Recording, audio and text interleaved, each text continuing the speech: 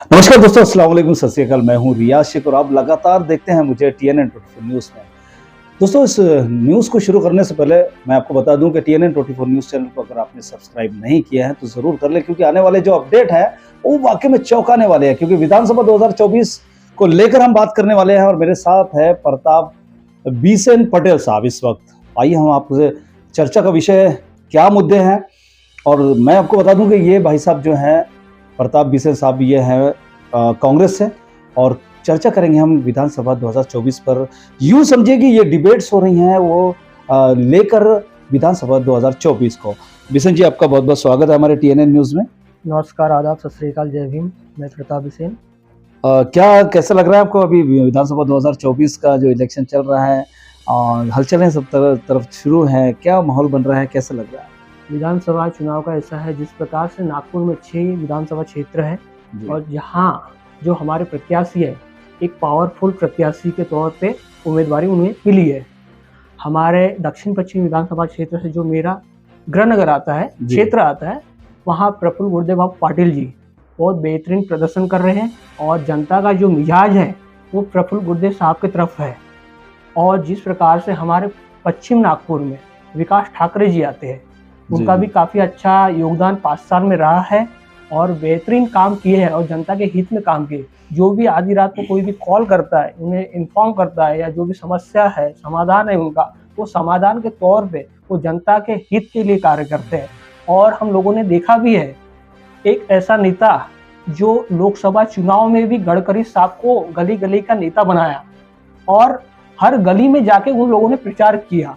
गडकरी साहब का एक आपने वीडियो भी देखा होगा, बहुत टफ फाइट थी। और एक वीडियो भी आपने देखा होगा, ना दारू बांटेंगे, ना हम नाश्ता बांटेंगे, ना गली गली घूमेंगे, ना बैनर पोस्टर लगाएंगे, मगर एक ऐसा व्यक्ति जो महापौर रह चुका, MLA रह चुका और 10-15 साल से नेतृत्व कांग्रेस पार्टी का अध्यक्ष तौर पे नागपुर का नेतृत्व कर रहे हैं। हाँ, 1.25 लाख वोटों से, मगर काफी अच्छी फाइट होगी। गडकरी साहब ने ये तो अनुमान लगाया नहीं होगा कि 5.5 लाख 6 लाख, जबकि कोई उनके कंपटीशन में आना ही नहीं चाहता, कंपटीशन में आना नहीं चाहता। और एक चलिए दोस्तों, आगे बढ़ते हैं इस इंटरव्यू को लेकर और बात करेंगे देश और दुनिया की ताज़ा तरीन खबरों के साथ। सबसे बड़ा मुद्दा अगर देश में है 2014 के बाद तो वह है रोजगार। तो प्रताप पाटिल साहब क्या कहेंगे रोजगार के बारे में? नौजवान बच्चे आज MBA की डिग्रियां लेके घूम रहे हैं, बड़े बड़े सर्टिफिकेट लेके घूम रहे हैं, लेकिन नौकरियां नहीं है। क्या कहना चाहेंगे आप? आज रोजगार का जिस प्रकार से युवा परेशान है, पीड़ित है, दुखी है, चिंतित है, हमें लगता है आज कहीं नौकरियां मिल नहीं रही है गवर्नमेंट, और कहीं लोग अप्लाई करते हैं, मगर जिस प्रकार से आज प्रदेश या देश का युवा जो रोजगार के लिए दर दर भटक रहा है, आज उसे नौकरियां नहीं मिल रही है। वो पढ़ाई कर रहा है, उसके माता पिता गरीब जो व्यक्ति है शहर में पढ़ा रहे हैं, इंजीनियरिंग करा रहे हैं, जो भी करा रहे हैं, पैसा गांव से भेज के जो किसान व्यक्ति है, जो परिश्रम करता है, मेहनत करता है, खेत में जाता है, फसल उत्पन्न करता है और अपने बेटे को शहर में भेजता है बच्चों की अच्छी शिक्षा के लिए, प्रगति के लिए, ताकि उसे डिग्री प्राप्त हो, मेरा बेटा नौकरी में लगे। मगर जो 2014 के बाद मोदी सरकार ने जिस प्रकार से गवर्नमेंट नौकरियों को प्राइवेटीकरण किया है, बहुत ही दुखद है, निंदनीय है। और बोलते हैं महंगाई का दर इतना कम स्तर था, आज महंगाई देख लीजिए ना आप। ये जो तो महंगाई है तो बीजेपी का ये भी तो बोलना है कि रोजगार भी तो बढ़ा। रोजगार बढ़ा, कहाँ बढ़ा? आज जहाँ की वहाँ जैसे 1000 से 2000 रुपए ही बढ़ा होगा। जैसे पहले 2014 के पहले 8 या 9000 मिलता था, अभी मेरा मानना है कि 12 से 13 हजार एक प्रत्येक व्यक्ति की आय शायद हो सकती है, मगर 12-13 हजार व्यक्ति की जो आय है उससे घर और परिवार नहीं चल सकता। वो अपने बेटे को, अपनी बेटियों को अच्छी शिक्षा नहीं दे सकता। पहले लोग कच्चे मकानों में रहते थे, अब पक्के मकानों में रह रहे हैं। ये क्या प्रगति नहीं हुई है? देखिए, मेरा मानना है कि 2014 के बाद जो PM आवास योजना जो प्रधानमंत्री ने लागू की है, जो प्रत्येक व्यक्ति को इन लोगों ने वादा किया है कि घरकुल की जो योजना है, घरकुल भी तो दिया है ना उन्होंने। हाँ, जो ग्रामीण योजना है उसमें 1,45,000 रुपए वो व्यक्ति को मिलता है, मगर उसमें क्या होता है कि 1,45,000 में घर का निर्माण नहीं होता। उससे मिनिमम 5 लाख का खर्चा आता है। जी, 180 रुपए। रोकना चाहूंगा, माफी चाहूंगा आपसे कि इस मामले को लेकर जिस तरह से आप वाल्मीकि अम्बेडकर आवास योजना की बात कर रहे हैं, तो इसमें बहुत सारे करप्शन भी सामने आए हैं। हाँ, सही बोले पैसों को लेकर आए, घोटाले को लेकर आए हैं, अब कमीशन को लेकर आए हैं, बहुत सारे मामले सामने आए। क्या ये सही है? देखिए, जो कंपनियां है, सीमेंट कंपनियां हैं और लोहा कंपनियां हैं, इन लोगों से फंडिंग जाती है नेताओं को। अच्छा। जो बीजेपी जो फंडिंग कराती है और उन्हें बोलती है कि आप जितना लूटना है लूट लो, देश तो आपका ही है। ये सब इलेक्शन और ये जितना भी ताम झाम मीडिया के जो देश की मीडिया है पूरी बिक चुकी है। इलेक्शन कमीशन बिक चुका है। आपने तो देखा होगा चंडीगढ़ में मेयर का चुनाव, जो आम आदमी पार्टी का जो महापौर बनने वाला था, आप कैमरे के सामने वो अधिकारी बीजेपी के थप्पे पे मोहर लगा रहा है, तो वो गलत है ना। पूरे देश ने देखा है, पूरे देश ने देखा है, हमने भी देखा है। हाँ, उसके बाद क्या हुआ, सुप्रीम कोर्ट का आदेश आया कि ये गलत है, तो फिर दोबारा फिर से जो भी हुआ, आपको क्या लग रहा है कि संविधान की क्या धज्जियां उड़ाई जा रही है? संविधान की धज्जियां उठाई जा रही है, यानी धज्जियां उड़ाई जा रही है। जिस प्रकार से आपने देखा होगा कि अभी जो इलेक्शन में जो दिल्ली से इनका यूनिवर्सिटी का जो ज्ञान है, बीजेपी के जो लोग हैं, उन्हें पूरे देश भर एक छोटे छोटे गांव कस्बों में जाता है। जो व्हाट्सएप यूनिवर्सिटी का जो ज्ञान है, लोगों को भ्रमित कर रहे हैं, ये कर रहे हैं कि हम संविधान बदल देंगे, हम ऐसा कर देंगे, हम सनातन के लिए लड़ रहे हैं। मगर मेरा मानना है कि ये सनातन के लिए लड़ रहे हैं, सिर्फ कुर्सी के लिए लड़ रहे हैं, और सनातन को बीच में मोहरा बना के वो अपनी राजनीतिक रोटियां सेक रहे हैं। ये गलत है। हम अभी एक बीजेपी का एक नारा है कि बटोगे तो कटोगे, मेरा मानना है कटवे, क्या है? हाँ, ये मेरा मानना है कि जिस प्रकार से योगी आदित्यनाथ, इसके पहले भी जब वो सांसद नहीं थे या सांसद थे, मुख्यमंत्री नहीं थे, तो इनके बहुत अलग अलग गलत बयान आते थे मीडिया में, आपने भी देखा होगा, बहुत अलग अलग। अब जो व्यक्ति चीफ मिनिस्टर है 10 साल से, तो ये गलत है, संवैधानिक पद है आपको, और इस प्रकार से देश में नफरत पैदा करोगे, बहुत ही गलत है। कटोगे तो बटोगे, ये नारा आप हरियाणा में भी दे चुके, मगर यहाँ महाराष्ट्र में चलने वाला है नहीं। ये महाराष्ट्र छत्रपति शिवाजी का प्रदेश है, और यहाँ पे कई बड़ी बड़ी हस्तियां जन्म ले चुकी है, और शिवाजी महाराज जैसे योद्धा जिस प्रकार से अपने सत्य अहिंसा के मार्ग पे चले, और जिस प्रकार से आप लोग यहाँ नफरत पैदा कर रहे हो, ये बहुत गलत है। जिस प्रकार से औरंगाबाद में इतिहास जमील साहब ने जो रैली निकाला था, जी देखा, दुनिया ने देखा, और देखे ना आपने रोडों में लाखों की भीड़, और हमारे हिंदू भाइयों ने 100 गाड़ियां उन्हें दिया था। चलिए दोस्तों, अब हम बात करते हैं उस अन्नदाता की जो पूरे देश के लोगों का पेट भरता है। लोगों के पेट भरने से मुराद ये है कि मैं उस किसान की बात कर रहा हूँ जो जमीन के सीने को चीर कर, सींच कर अनाज तो बाहर निकाल देता है, और वो देश दुनिया खाती है। उसी किसान के मुद्दे को भी हम दरकिनार बिल्कुल भी नहीं कर सकते, क्योंकि बात हो रही है मुद्दों की, बात हो रही है देश की, बात हो रही है एकता की, बात हो रही है भाईचारे की, और बात हो रही है विधानसभा 2024 की। तो क्यों ना हम किसान के मुद्दे को लेकर चलते हैं। प्रताप बेसन जी पटेल साहब, ये बताइए कि जिस तरह से किसान के जो मुद्दे होते हैं, कई किसानों ने अपनी मांगे रखी है, किसानों को मारा गया, किसानों को पीटा गया, किसानों पर गोलियां चलाई गई है इसी बीजेपी पार्टी में, क्या कहना चाहेगा? देखिए, जिस प्रकार से जो किसान है, अन्नदाता है, खेतों में जाके परिश्रम करता है, अनाज उत्पन्न करता है जी, है ना।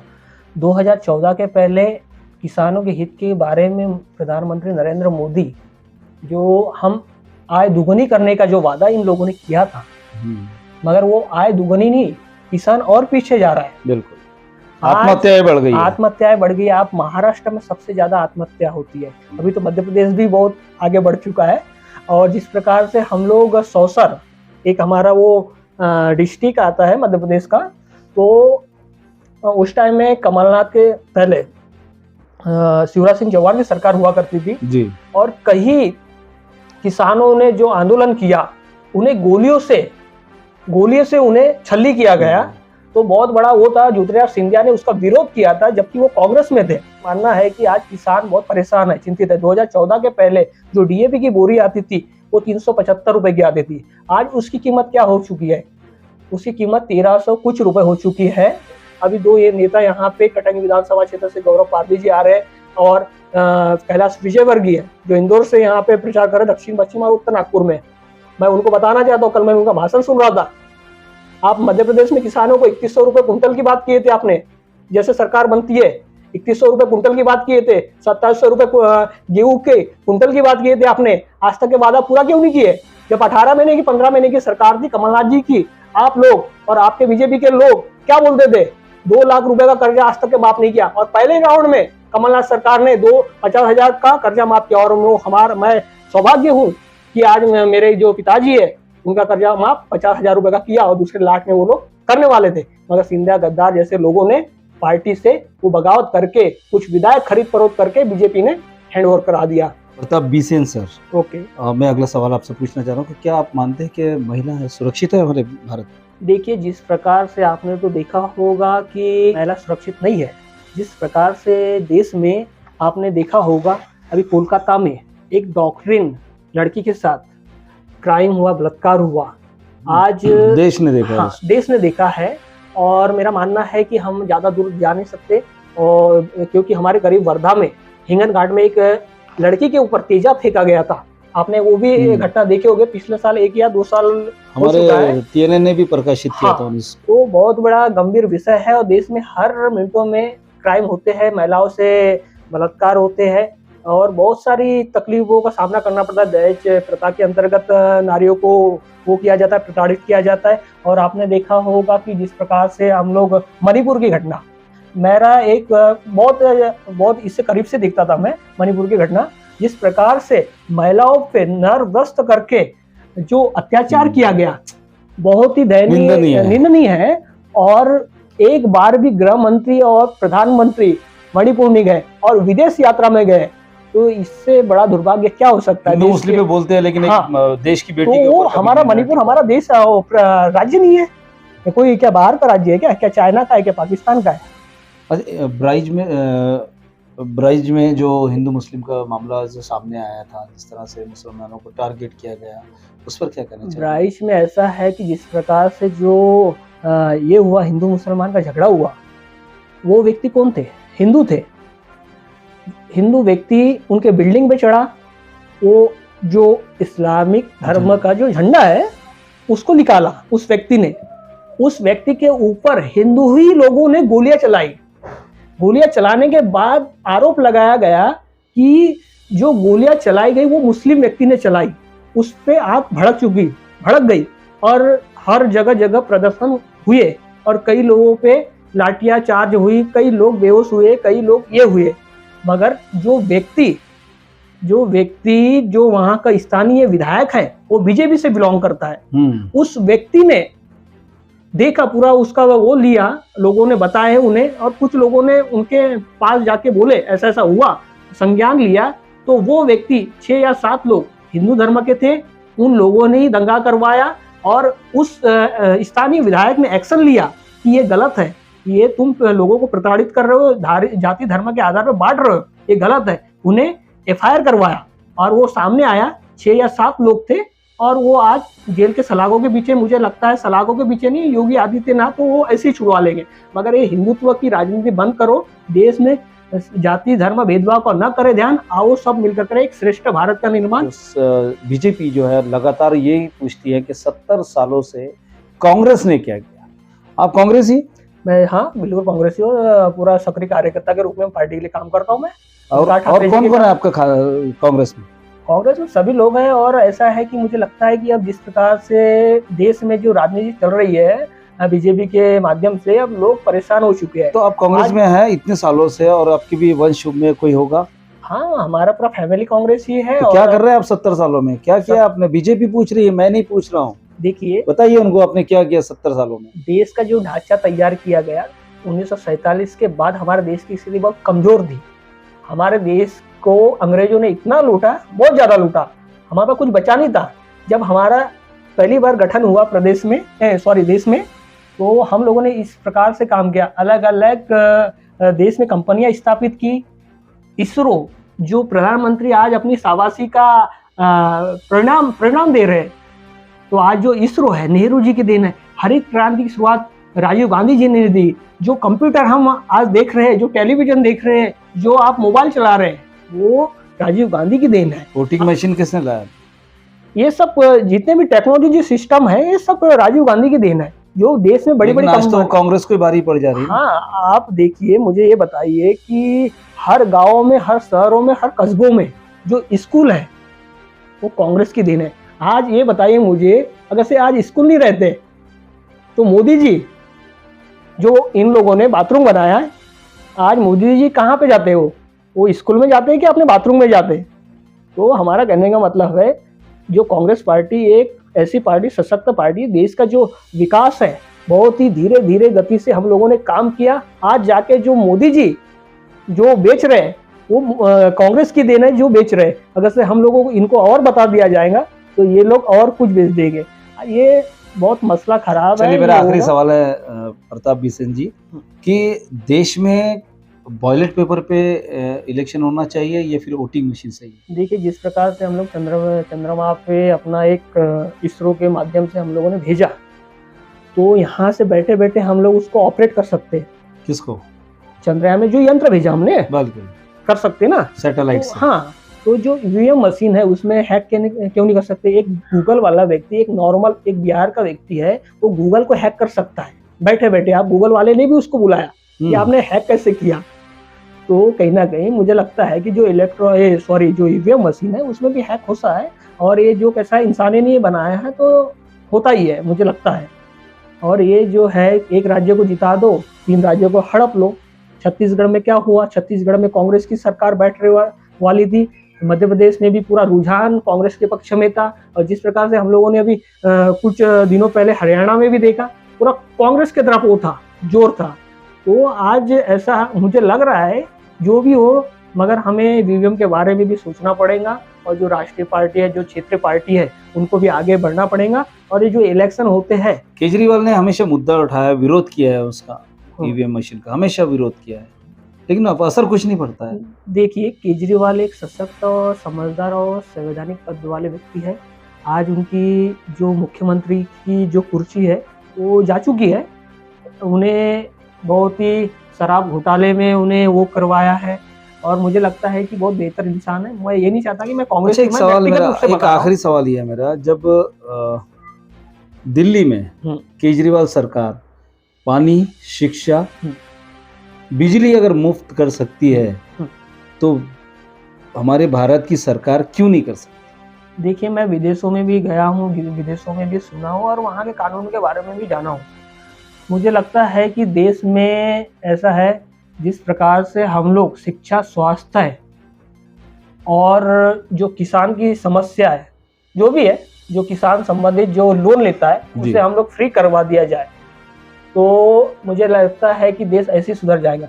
आप ये जो फुकट का जो वो बांट रहे हो ना आप, 1500 रुपये जो लाडली बहना का, और ये जो जितना भी है ना, तो ये गलत है। आप उनके सशक्त बनाइए, उन्हें रोजगार दिए, किसानों की आय दुगुनी करो। किसानों के लिए जो भी है, वो राज्य सरकार हो या केंद्र की सरकार हो, अच्छी अच्छी योजना लाओ, वो ऐसे सशक्त बन जाता है। आपने देखा होगा, केरला देश का सबसे बड़ा शिक्षित राज्य है। आज मैं बता रहा हूँ, केरला में सबसे ज्यादा लोग विदेश में पाए जाते हैं, क्योंकि विदेश में काफी ज्यादा नौकरियां करते हैं, क्योंकि मैं काफी देख चुका हूँ, और वो समझदार लोग हैं। आज तक के वो बीजेपी केरला में कभी नहीं जीती है, क्योंकि शिक्षित राज्य है। हमारा जो मध्य प्रदेश है, आस्था और धर्म में बढ़ चुका है, आस्था और धर्म में बढ़ चुका है, इसीलिए 29 की 29 सीटें बीजेपी को दी। शिक्षा, स्वास्थ्य और किसानों के बारे में अगर से वो सोचेंगे, तो कहीं ना कहीं आज प्रदेश में सरकार बीजेपी की नहीं, कांग्रेस की रहेगी। और मेरा मानना है कि आने वाले 5 साल या 4 साल के अंदर फिर से कांग्रेस सरकार वहाँ पे अपनी स्थापित करेंगी, और प्रदेश को एक हरित क्रांति, जो किसानों की, जो इन लोगों ने किसानों के बारे में जो फसल का जो उचित मूल्य का जो दाम मिलना था, वो नहीं मिल पा रहा है, तो ये कहीं ना कहीं इन्हें फिर से हम लोग ये करेंगे। बहुत बहुत धन्यवाद TNN से बात करने के लिए। मध्य नागपुर से बंटी शेड़के जो है वो उम्मीदवार हैं, और क्या कहना चाहेंगे उनके बारे में कि बंटी शेड़के किस तरह से इलेक्शन लड़ रहे हैं? देखिए, मैं 2019 में जब उन्हें टिकट मिला था कांग्रेस पार्टी से, जी। कांग्रेस से टिकट नहीं मिला था, राष्ट्रीय कांग्रेस पार्टी से उन्हें टिकट मिला था और कांग्रेस पार्टी ने उन्हें उम्मीदवार के तौर पे खड़ा किया। बहुत काफी अच्छा जनता का जनार्दन। क्या आपको लगता है उनकी सीट निकलेगी, बड्डी सड़केगी?